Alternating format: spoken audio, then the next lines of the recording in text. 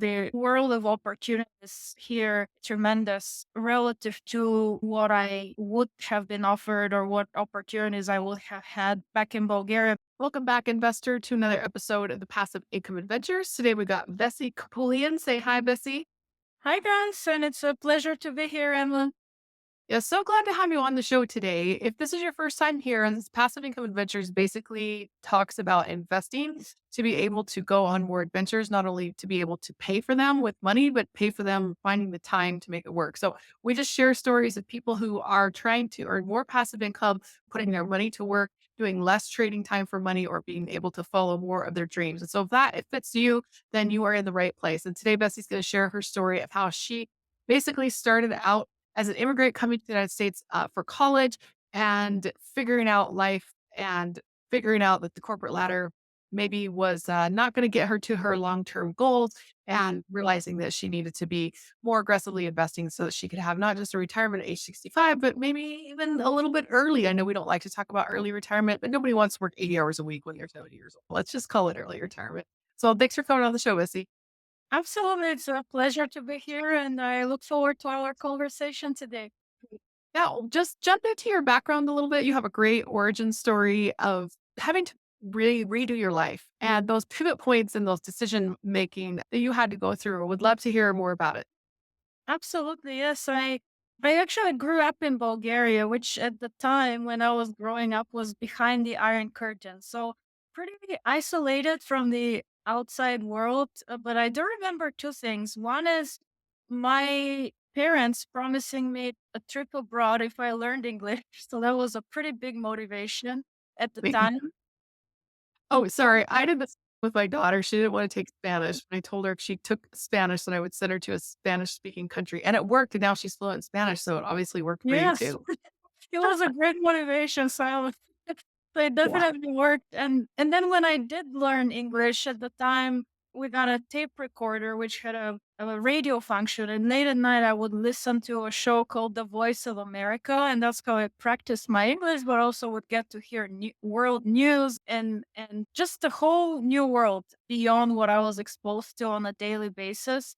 So that really planted the seed of my dream to come and study to the US one day. And I got on a path of making that possible, primarily focusing on academics because that was really the only way, at least for my family, through which we could afford for me to even come to college here in the US. So I studied hard, got good grades. I got to the US and then made that dream real, but got on the more traditional path of getting through school, then getting a corporate job and starting to climb that corporate ladder of success because that's what success was painted to me as. So I just followed the steps. So I started climbing that corporate ladder. And after a few, I would call them somewhere events of adversity, which I can also speak about somewhere what people would call clues. I finally picked up the clues along the way. It wasn't the first one, but it took several. And I realized that I was climbing the wrong ladder.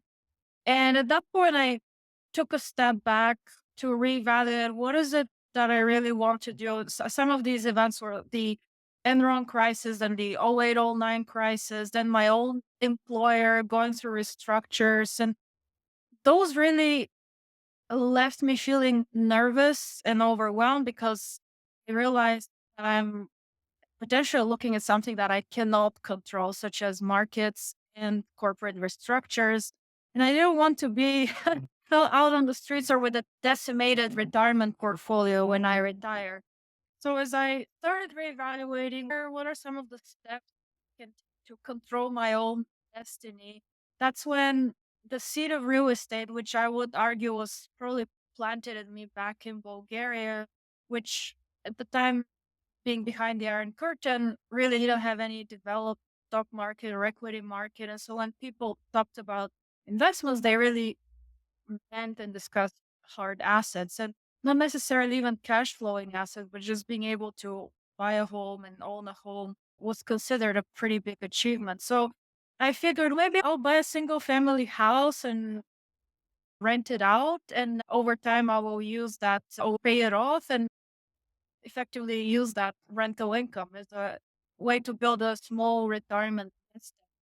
So I live in California, and at the time, and even today, still, I would say it was very challenging to invest here because my primary goal with investment was cash flow. So unless you put a lot of money down, it's very difficult to buy a cash flowing property here. Plus, the price points here are pretty high. So naturally, that led me to look into investing out of state. So I made that very first step, which was nerve wracking and scary. But looking back, I'm really glad that I did it.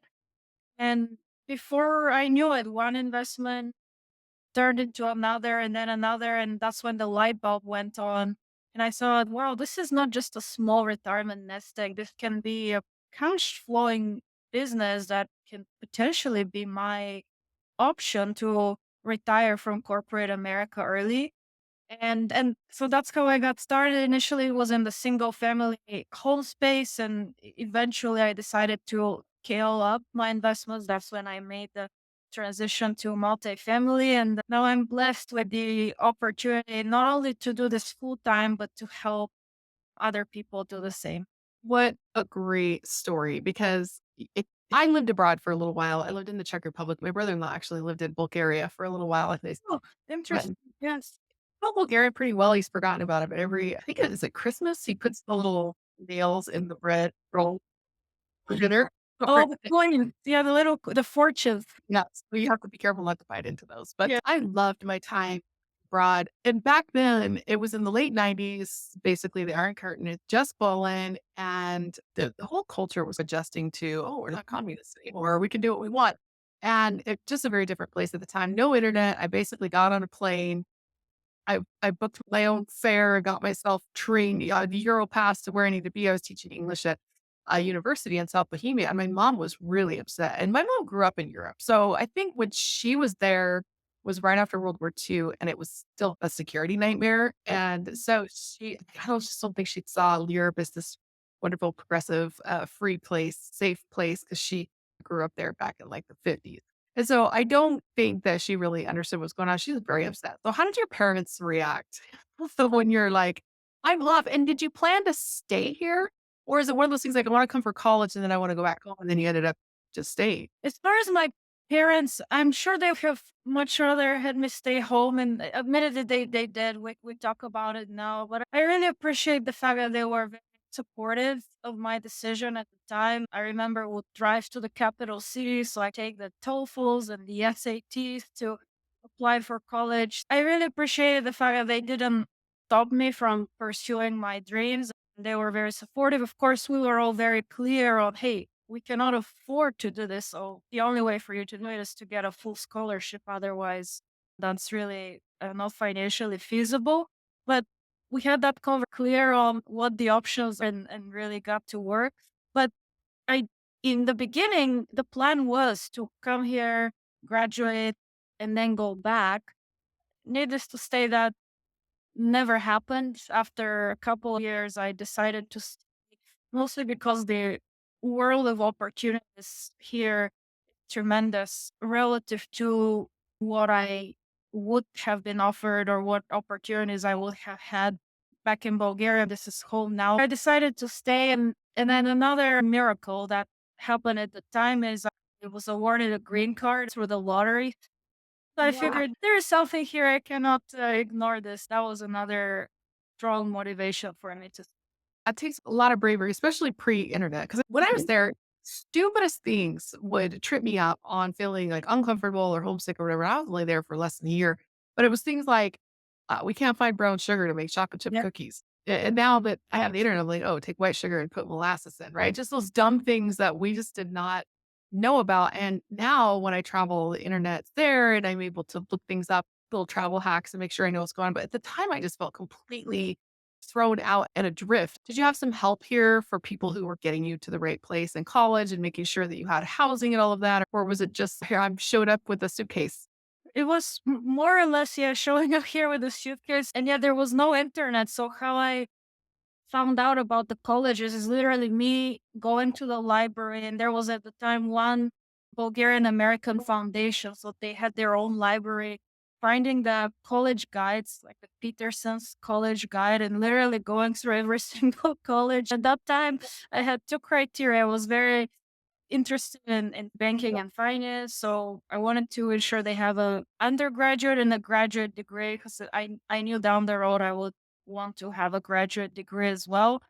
And really less focused on location. So the degree, the type of the institution, and whether or not they offered financial assistance and the opportunity to earn an academic scholarship. So eventually, I narrowed down that list, and it was a lot of applications, all done by mail. Everything was handwritten.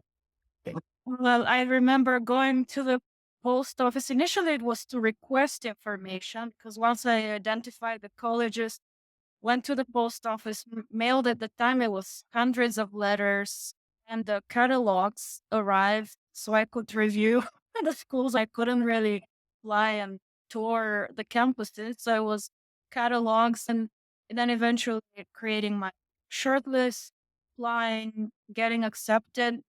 Once I got accepted, I had a couple of options. Really, the only one providing a full scholarship was the University of Arkansas. And at the time, I remember I consulted a Bulgarian professor who's Bulgarian but living here in the US. And he mentioned, yeah, if my daughter faced the same choice, that's where I would recommend her to go. But obviously, that's your decision. So that was very helpful advice because I wasn't really sure which way to head, and but it made the decision very clear. I wish there was internet at the time. I wish there was email and Word and all the tech amenities that we're used to nowadays, but at least I had the opportunity, so I'm very grateful for that.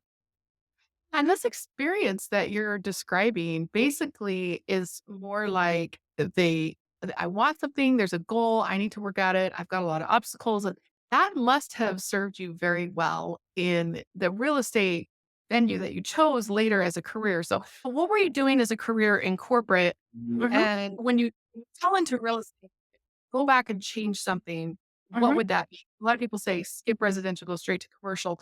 Is mhm. that true for you? And did you find that your corporate career and those experiences that you had having to jump off the cliff of the unknown helped you out as you were developing your real Mhm. estate? Yeah, my full-time job was a commercial lender actually, and so I was a lender for 15 plus years. Initially started in the international division of the bank.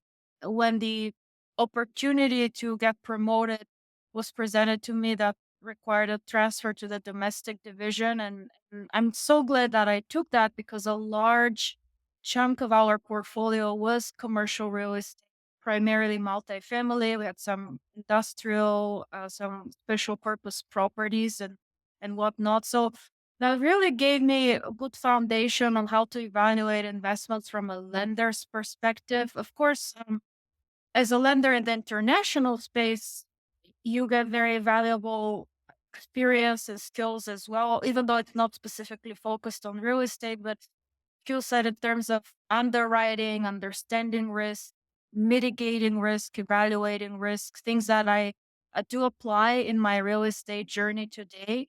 And looking back, I'm a firm believer we are where we're supposed to be. And so that was probably where I was supposed to be for some period of time in order to gain the experience and the skill set that I can now apply in my investing journey.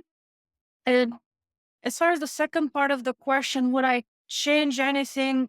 I'm actually happy that I started in the residential space. There is a big reason on why I transitioned to multifamily. But I like to describe my journey as incremental and slow and steady. So I first started with a single family home before I transitioned to a duplex before I did an 11 unit before I jumped into syndications. And each experience taught me a lot of things about that particular asset class, how to manage, what questions to ask, and prepared me effectively for the next stage. And now that I do work with private investors, that experience puts me in a better place to be their advocate and to help serve them better as well. Yes, it would have been nice to go from zero to hero, but I actually do appreciate all the learnings that I accumulated along the way. Yeah, people ask me the same thing. My goal was to go straight to commercial. I ended up doing a couple of residential things first just because I felt like I couldn't get a loan, honestly, and I didn't know anybody well enough to get any partners. So I ended up buying a couple of residentials with the intention to flip them, but the numbers worked out better as rentals. At the time, I didn't really know how to run numbers. The first couple commercial properties I looked at, I guess it's like a dealer. I knew how to calculate cap rate and a couple other things like that.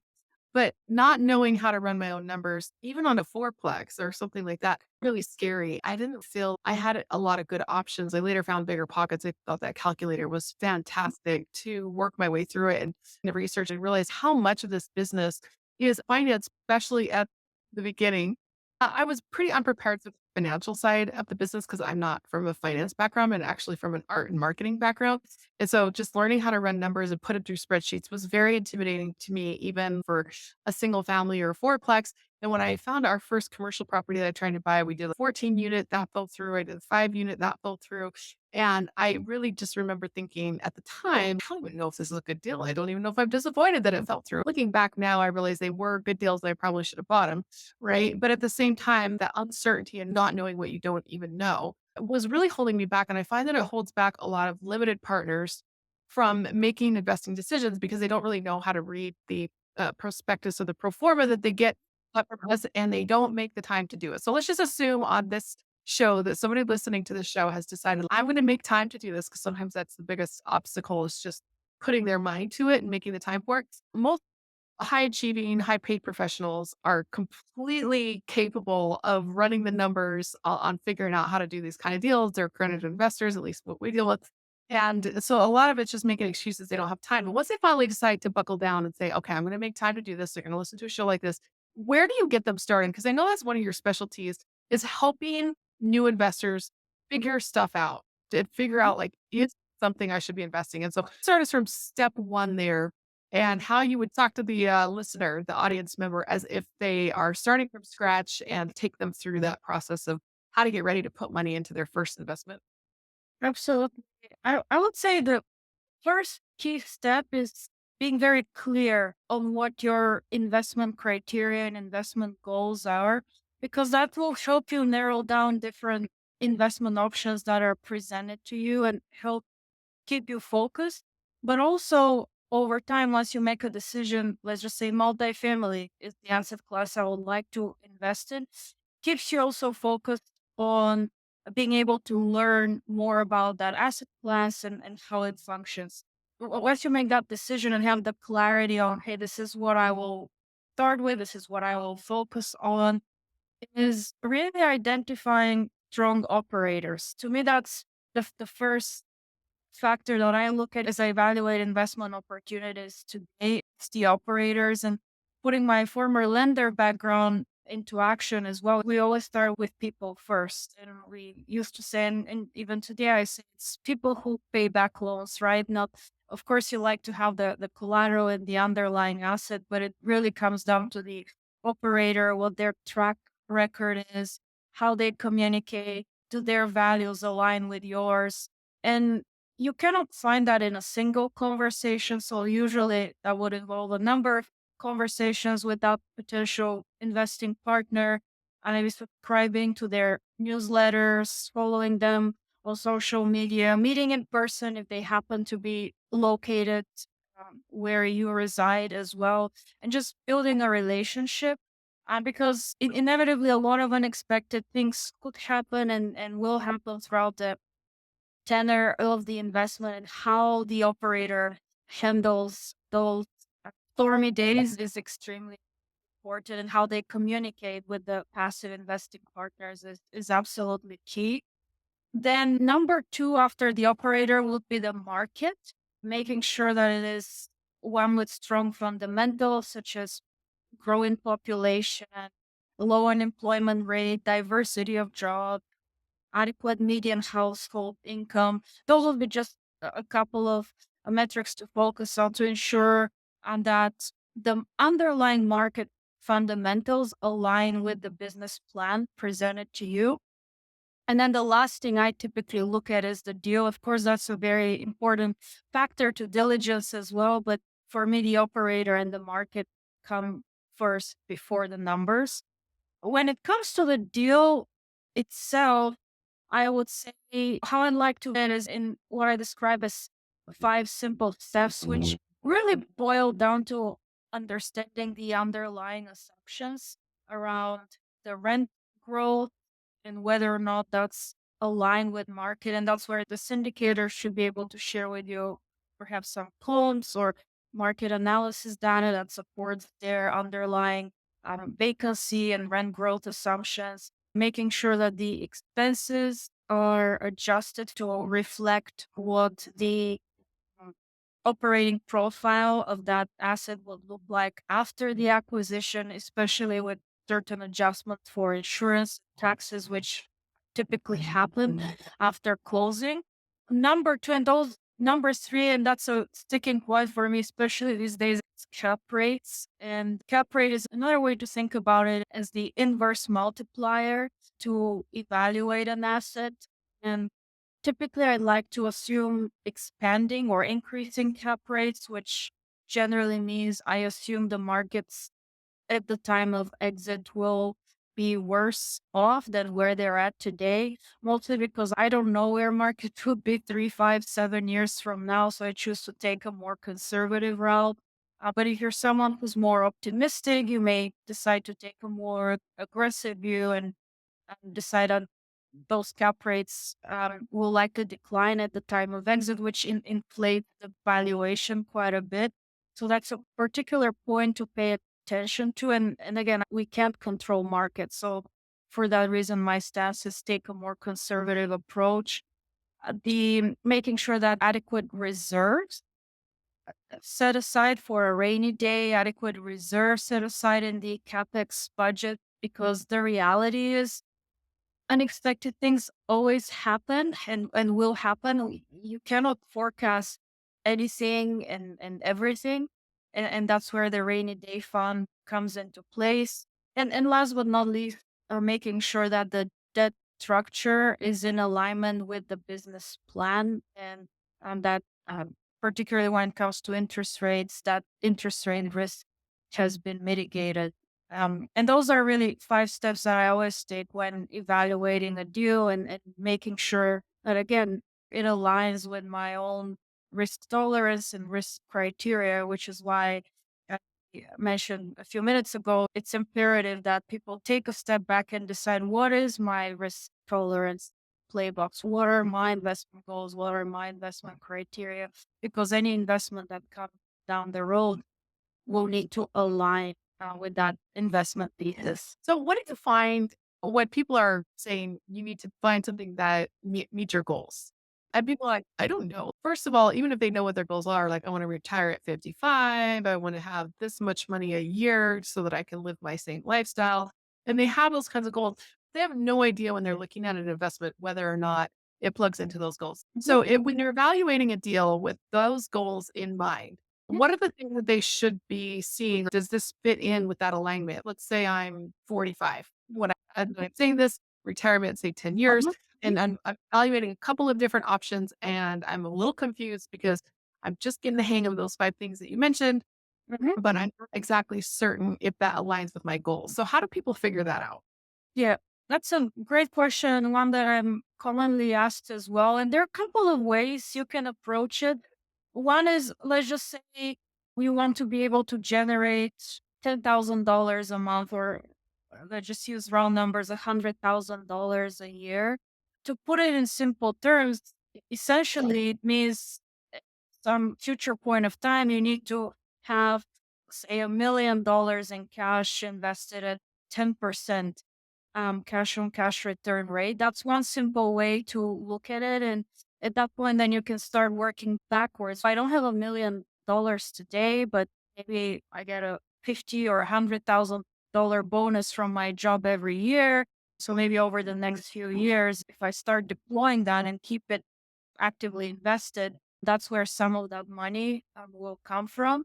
And another factor to keep in mind too is the overall investment rate, right? Let's just say you have that timeline and you start with $250,000 and you double them every 5 years. So in reality, in 10 years, you would get to having that million deployed. So that's another way to start thinking backwards in terms of here's my goal and how do I bring it back to the present. So you don't necessarily need to have that $1 million today. If you have, of course, it's all great. But if you don't, starting to work towards accumulating those investable cash back buckets that will get you to the $1 million goal.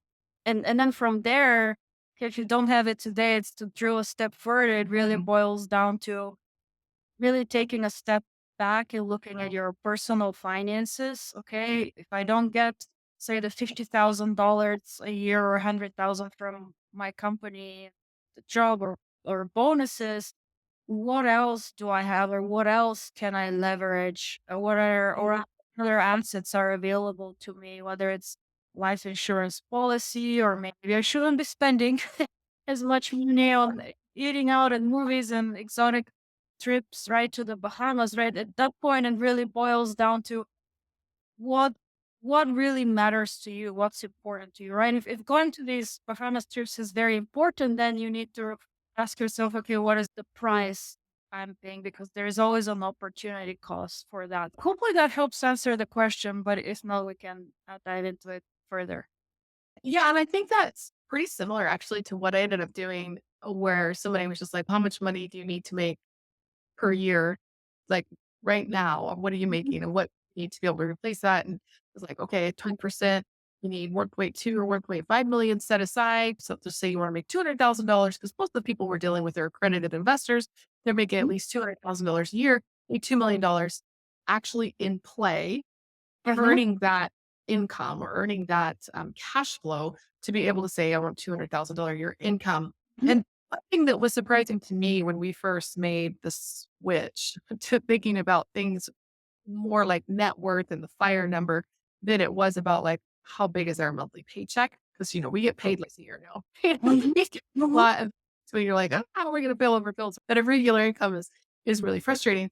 But it seems to me like when we started to make that shift, like don't think we really understood the difference between equity building and equity that's providing cash flow. And you mentioned something before about this California property that you need to put a huge down payment in order Mhm. to get it cash flow. And to me, that's not really cash flow. It's like you have such a huge amount of money, your cash on cash returns or your return on equity is so low that it's not a very good investment. You could do better in the stock market for a whole lot less work. So, what kinds of things are people supposed to be looking at when they're making those decisions, like how much cash should I be trading for this rate of return? And is this rate of return just building equity appreciation, or is it something I can spend? And the analogy I always use is like your personal home is going up in value, but you can't spend any of that. You have to Right. get that cash somehow.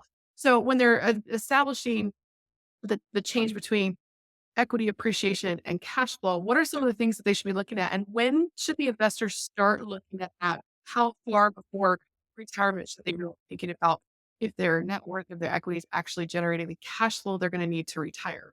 Mhm. Yeah, and usually the answer is right.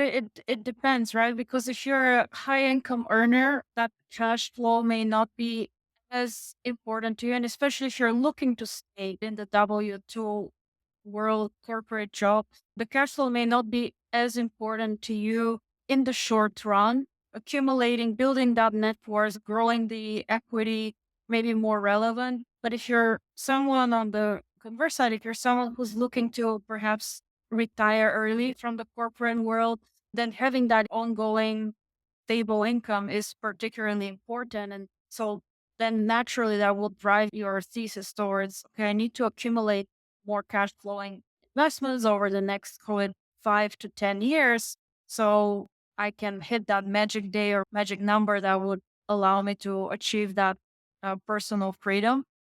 And that number is very different for everyone, right? That's where you would really need to take a hard step back and reevaluate what is really that number. Of course, 500,000, 250K a year sound really great, but what is it that you really need to pay the daily bills, maybe have some for emergency expenses, and of course, in exchange, have more freedom and flexibility. So, what is really that number that you need to hit on a monthly basis to be able to exit the corporate world if that was your primary goal in the short run. And what are some of the people who are looking at making that exit, but maybe their cash flow situation isn't completely sorted out? So that's what happened to us when my husband was laid off.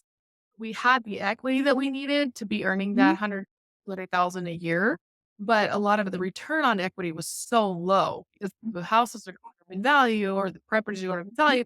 Rents were not inflating at the same rate that the value of the property was. So as the property was worth more, our return on equity went down, down more and more. And when he got laid off, we were like, we're not ready from a cash flow standpoint. And we spent the last 2 years reallocating things, trying to sell stuff or move stuff around so that we can fix cash flow situation. And so what I've noticed is a lot of our investors, especially in the medical profession, will say something like, I'm just going to go down 1%. I think, how nice would that be to say, "I'm working 100%, I'm going to build up my passive income and then I'll work 50% for that kind of stable cash flow." But not a lot of people can do that. So when we left corporate, it was like, you're cut off. Other than he did have a severance and he did have unemployment because he was laid off rather than quitting. I felt we can't just make the choice to go 50%. We have to start a business in order to bridge that cash flow gap Yeah. that we and people in corporate, they're not into multiple streams of income. They really love the stability of going to work and getting the paycheck. So what does a lifestyle look like for somebody thinking about retiring from corporate? And how do they bridge that cash flow gap? That transition myself. So very similar to the story that you shared.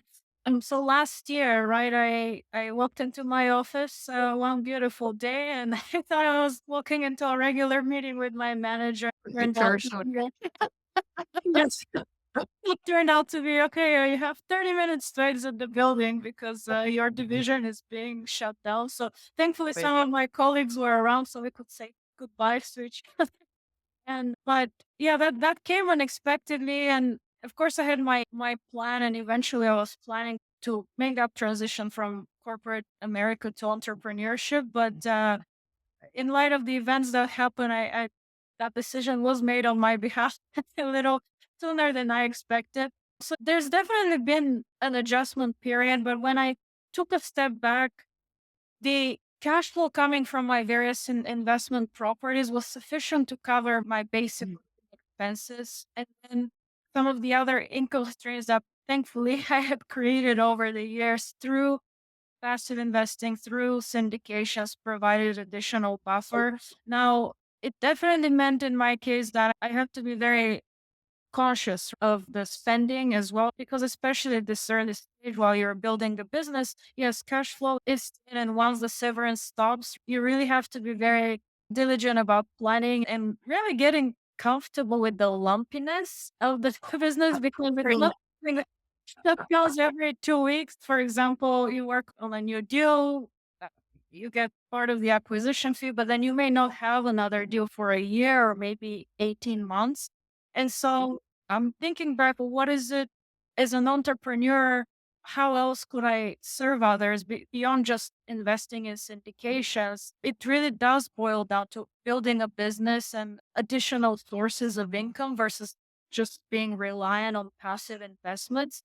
And especially in today's environment, some of those passive investments are not going as planned, and I'm going through pretty bad situation myself on one of the passive deals that I participated in. So it's important to recognize that factor as well. Is again going back to the question around planning ahead. Every investment carries risk, right? So those investments could fail at any point in time, or maybe pause distributions or reduce distributions. So factoring in that buffer level is also important. In my case specifically, making the transition was really being honest with myself as well as my family, right? Because this is not just my decision to make. It will require an adjustment, but for me at least, it would provide the opportunity to take down the paths that I always dreamed about and going after sooner than I expected. So my plan was thrown out, but are we all in agreement that at least in the beginning, we may have to tighten the belt for a little bit, but in the long run, that will be a better opportunity, as well as evaluating the downside risk. That was another question that went through my mind. What if this doesn't work, right? What if all these investments fail? And I decided, okay, I'll give myself 3 years. And if things don't work out, then I'll go back to a job. It may not be the same job because by that point of time, you're definitely talking about employment gaps and this and that. But I figured, you know what? If that is the worst case scenario, that's not so bad after all. So evaluating what the options are if things don't go back as planned also gave me some level of confidence. And last but not least, rainy day fund for the reserves that that had a heavy hand in my decision as well. And if I hadn't been working towards building that over the years, along with those additional income streams, then my decision would have been very different and most likely going back to a corporate job. Yeah, and we had the same experience. My husband was laid off in 2012. And at the time, he was being paid 40 hours a week to be on call for about 10 hours a week. So it was just a super chill kind of thing. He had a part time job that he could work between 20 and 40 hours a week. So he just started putting in 40 hours a week at his part time job while he was figuring out health insurance. And plus, he was working for a company that was based in California and they had to give him 60 days notice. There was no 30 minutes to clear out your desk. It was in 60 days, you're going to lose your job. Do you think you can line something else up at that point? So he lined something up at his part-time job to pick him up full time, and it took him like 62 days. It was really infuriating. But at the same time, it was a super chill, laid back experience. And he got laid off in 2017. And it was the moment like what you're describing, right? He showed up at the house. I think it was like lunchtime. And he scared me because I was coming out of a room and he was walking into it. I was just like, oh, what are you doing here? That he didn't look sick. And I was like, I know what this means, right? He's not sick, got laid off. And so we sat down and went immediately into panic mode. We're applying for everything. He started to pick up contract jobs, does IT security. So he was doing little things for small businesses and dentists local that needed to get their stuff done, just trying to figure it out. We had an emergency fund. I had a little part-time job that hardly made anything, but it was still just I deer in the headlight freaking out. And one thing I really appreciate about your story, the honesty and the transparency, because passive income is sold to people as this amazing people. It was so easy and it was so amazing. Why aren't more people Mhm. doing it successfully? So we really have to show like these real sides. So as hard as it is, comparing our 2022 layoff 5 years almost to the day, our 2017 layoff, it was like a night and day difference. There was no panic. There was no, what are we going to do for money now? It was like that worked out pretty well because then we know we don't have to quit. We get severance and unemployment. And I think we can take a couple of years to sort things out, kind of figure Mhm. ourselves out, figure out this lumpy income thing and start a side hustle and all of that. And if that peace of mind from that layoff, just that one experience made everything worth it. Because if you imagine what would it be like if you got laid off right now versus what was it like when we got laid off 5 years ago? Completely different story. And that's not a passive income testament. I don't know what it is. Everything's not easy, right? There are still some really scary days, some really ugly days, but I have to hold in my mind those two experiences and how different those layoffs were. And it sounds like you had the same experience on your last layoff that you were like, okay, I was quitting anyway. Yes. I think I was probably preparing myself. One of the events of adversity that I mentioned during the interview, that was back in 2019. I got a text from one of my colleagues. I still remember it was 7:30 in the morning. And he said, "Hey guys, have a great day. I'm not coming to the office. I got laid off." And he had a quirky sense of humor. And I said, "Don't joke about these things." He Yeah. said, "No, I'm not joking. This is real." And I remember walking into the office that day, and it was as if a bulb had dropped. The managers were not there. We were all wondering what's going on. And finally, we got one of them on the phone, and he said, "Yeah, 70% of the workforce is being let go, and whoever around you is whoever, whoever, whoever is not being let go." And that really shook me because I thought, oh my God, it was between him and me. And probably the only reason I got paired is because perhaps I was not paid as much because at the end of the day, that's a cost decision.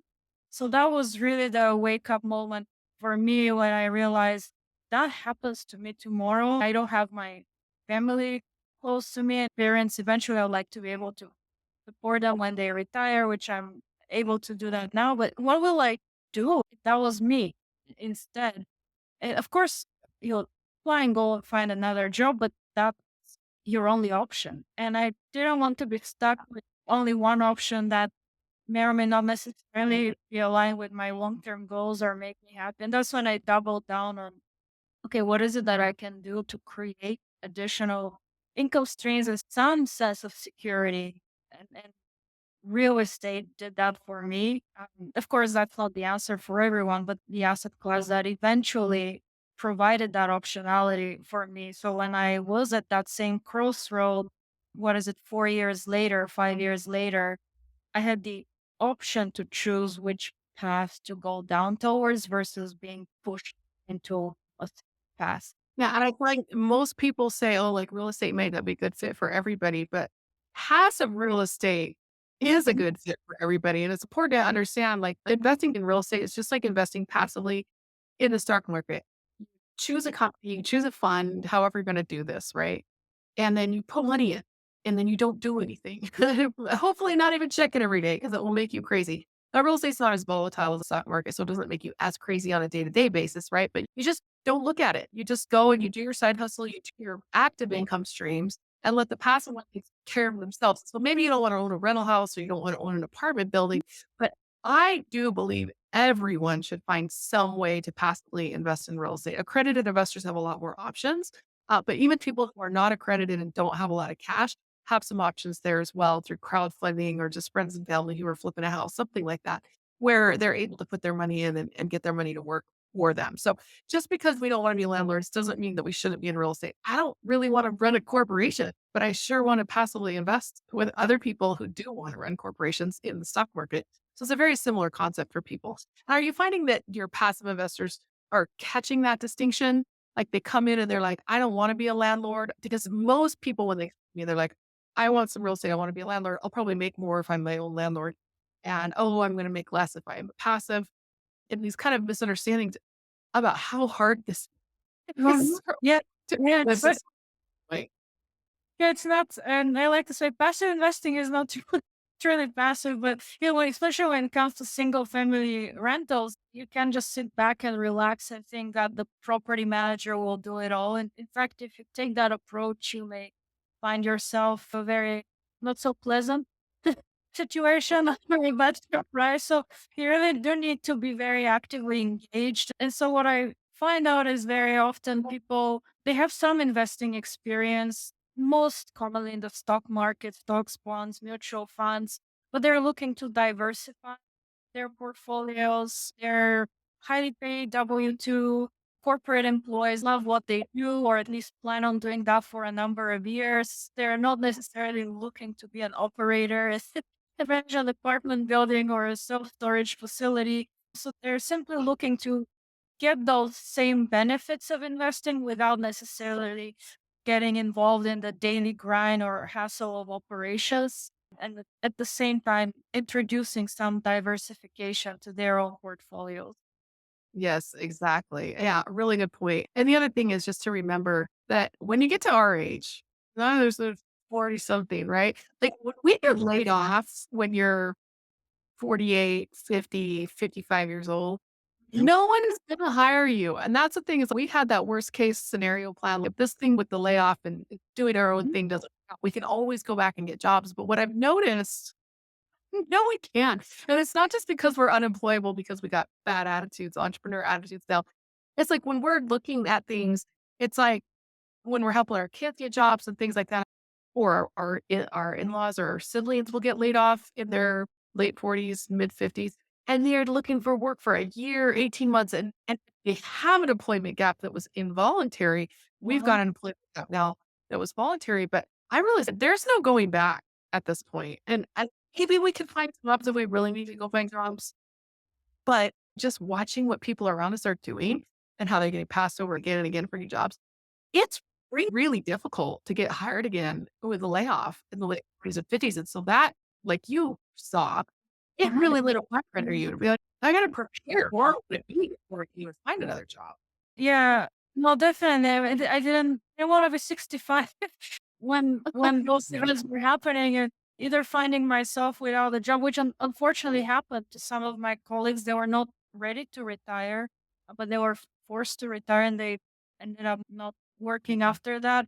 or being caught up in the volatility of the stock market and potentially retiring at a time where, oh, I thought I had that magic number and now that's been cut in half. So I may have fixed my retirement age. So it was a lot of these factors that came into consideration and really asking myself, okay, what is it that I control? And again, I don't mean to imply that real estate investing is risk. There's always risk, and I always encourage, especially passive investors. I hate it when I see images with people sitting on the beach drinking Oh, pink. yeah. Like, That's your yeah, function. because that's possible.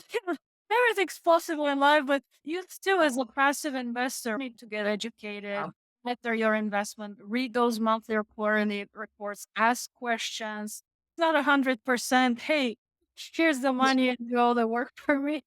But there's certainly a lot of power to it. Yeah, multiple streams of income, I think, are the theme that I'm hearing for this show. Know your numbers, get diversified, passively invest, actively work in certain fields and multiple streams of income. It's just really important for people to think about what could I do actively so that the passive stuff pays all my bills, but then I have some active income that I can go and do a little something extra with, and hopefully will do enough. You can do a little bit of lifestyle boost, but also have a little bit left over to keep pushing it in. And I feel like maybe you feel the same way. Like we just need a little bit more time in the compound, right? Like Yes. we just need another 5 years to cook, honestly. And it's in one way it's frustrating, but another way for liberating because I feel like we're doing okay. We've been out of a job for almost 2 years now, and some months were scary, but for the most part, we're doing okay. Just be able to say, what's going to happen in the next 5 years if we keep living on like the 5 to 10% rule and Mhm. reinvesting these Mhm. things? What are we going to see in terms of gains? That's really what keeps me going. Do you find yourself thinking the same thing? Because some days you're like, oh, what I do, I have to go get a job, or another day, compounding this magic. Absolutely. It's a long-term game. And I was even chatting with another investor and we're talking about what I do in my free time. Everything I do are the activities I do every day, I really enjoy doing. And I don't mean to imply that it's a hobby because it's not a hobby, it's real work, but Mhm. it doesn't feel like work. And that's a great place to get to as well. So between the flexibility and the freedom and that come with going down the full-time passive investor or entrepreneurial route. Again, I don't mean to paint a picture that it's all rainbows and butterflies, right? There are those days too. But there is something to be said about what you do every day, the feeling of fulfillment that you get from what you do. Yeah, there are some things that I do in my business that totally still feel like work, but at the same time, recognizing just what a privilege it is that I get to do something that I'm obsessed with and really like to talk about, even when I Yes. don't could be talking about something else. Instead, I'm talking about this. And my kids are like, I'm at the limit of what I can listen to. Like, we need to do just like, no, I'm not done talking about real estate. I love it I so much. know, like, it's feel the same way sometimes. It's not so really I can talk hours when it comes to real estate, but yeah, sometimes you do get those. Okay, can we change the topic? It's Yes, yes, and well, and that's one of the reasons I like having this podcast is when I first started it, people are like, "Oh, you need to get traction if you're raising capital." Whether it takes 2 to 5 year commitment to the podcast before you're going to start seeing any major traction. And so I put it off and I put it off and I put it off.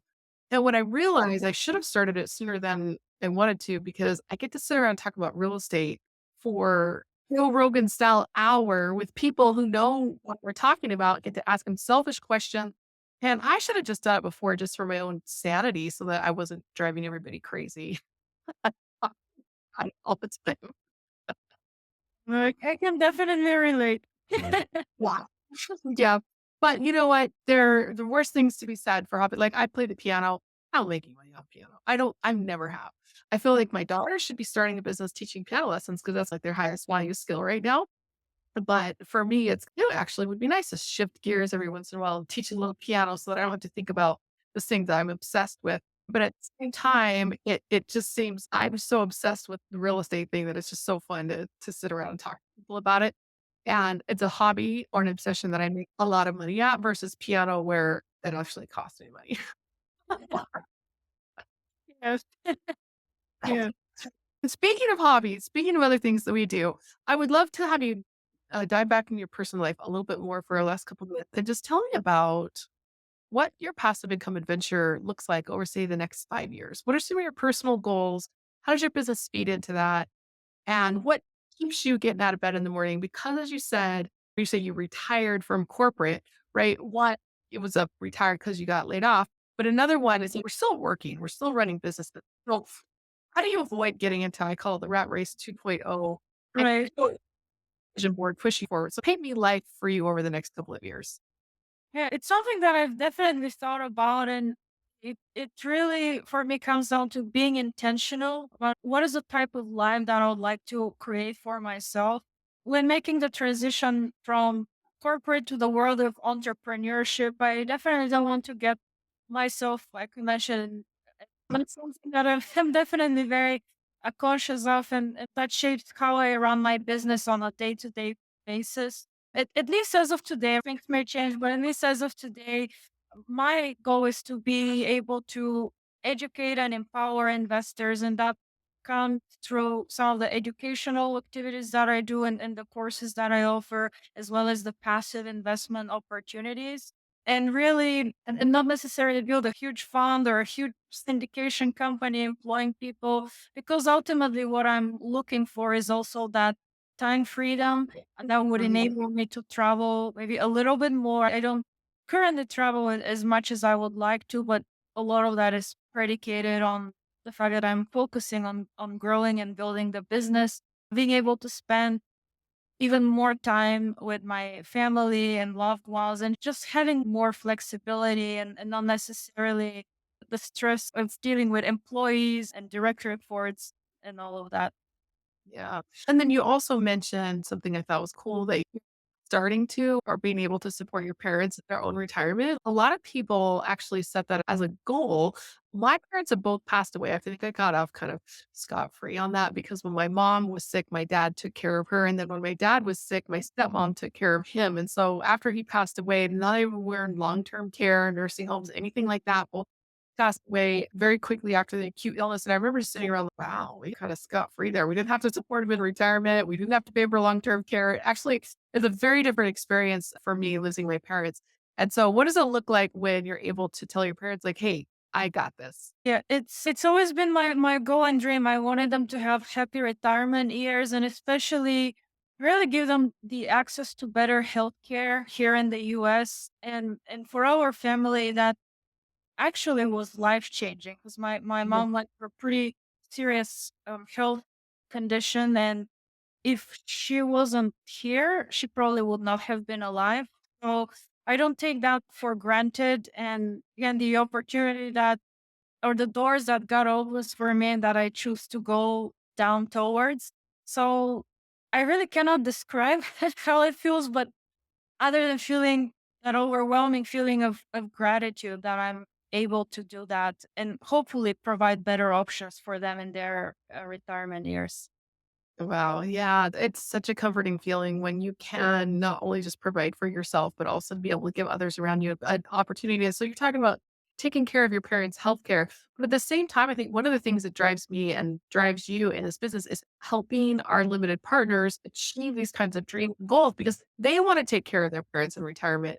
They want to be able to travel more, but mostly they want to be able to give back more, have more time to volunteer, have more money to donate. And for me personally, people are like, "Oh, why do you only work with accredited investors?" And I feel like because they're so close to being able to go out and just make a huge impact wave across the world because they're so close to having that time and income and location freedom, they could really have an outsized impact. And it's more of a long-term project for me to help people who are not accredited get to basic level of financial stability. So tell me what that feels like when you have somebody who comes into an investment that you're doing or you're helping them get into this passive income thing and realizing like this could be the start of something huge.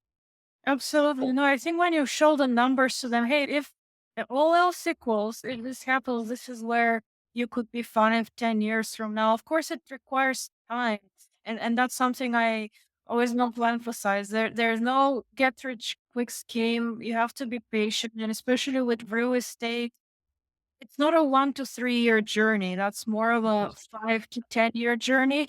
So Yeah. setting realistic expectations, but I don't want them to have the same regret I did, which is why did I not start sooner. I guess the clues were all around me, but it took me some time to pick up those. And specifically with syndications, I understand that those became more open to the general public just in the last few years or after Mhm. the cuts. But even then, I wish I had more of that exposure earlier on because that would have definitely accelerated my path towards financial freedom and security. So the least I can do now or today is raise awareness, present them with the options, show realistically what they can recognize their risks involved, and then they can make the decision that's right for them.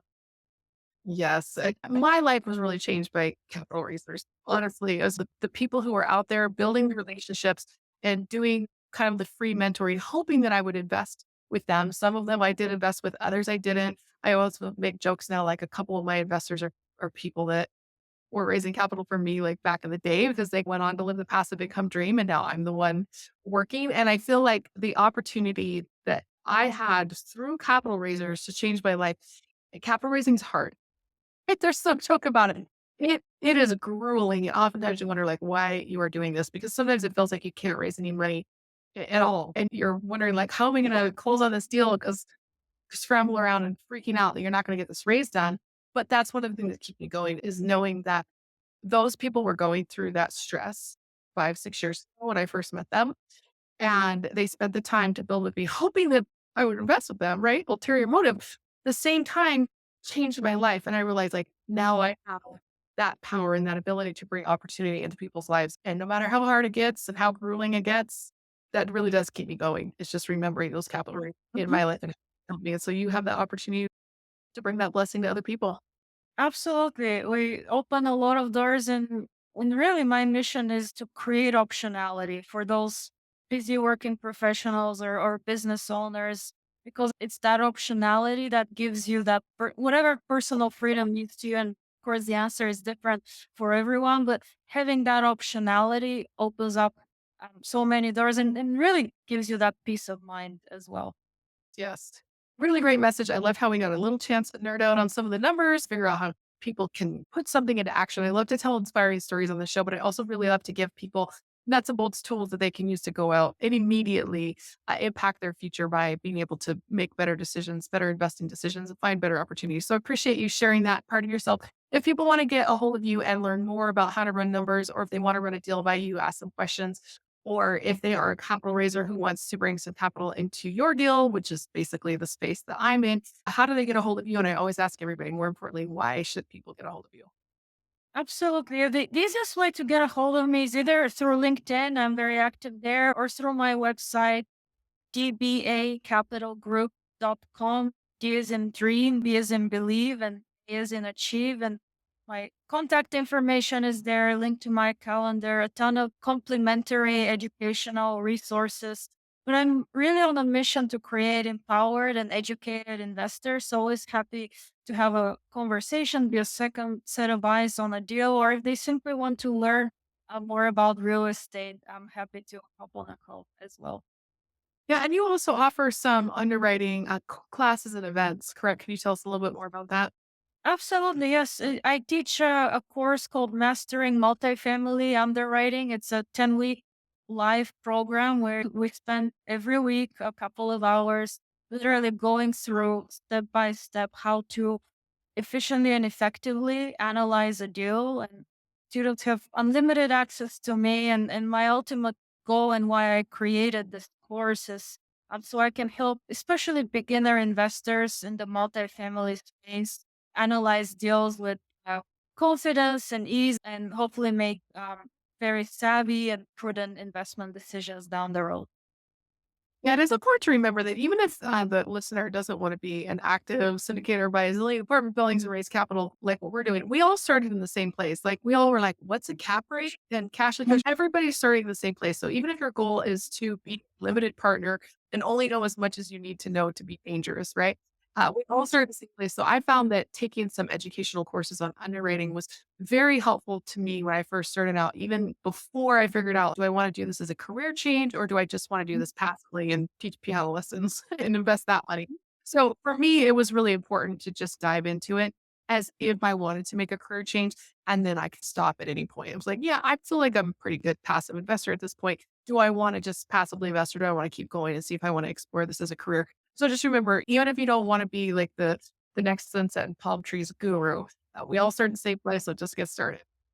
Absolutely. Yes. Taking action. That's all it's all about. Yep, exactly. So I appreciate you all making time to spend some time with us on this podcast. Like I said at the beginning, I know that one of the biggest issues that we have with making some of these decisions and jumping into this boat is because we don't really think we have time to learn this stuff. There's a lot to learn. We don't really understand what we're doing. And so the fact that you spend an hour with me each week listening to stories and learning, it really, I don't take that for granted because I recognize your kind expression and try and use it as efficiently as possible so that you can get into this investing world and start building the life of your dream with more passive income adventures. So thank you so much, Bessie, for coming on the show today.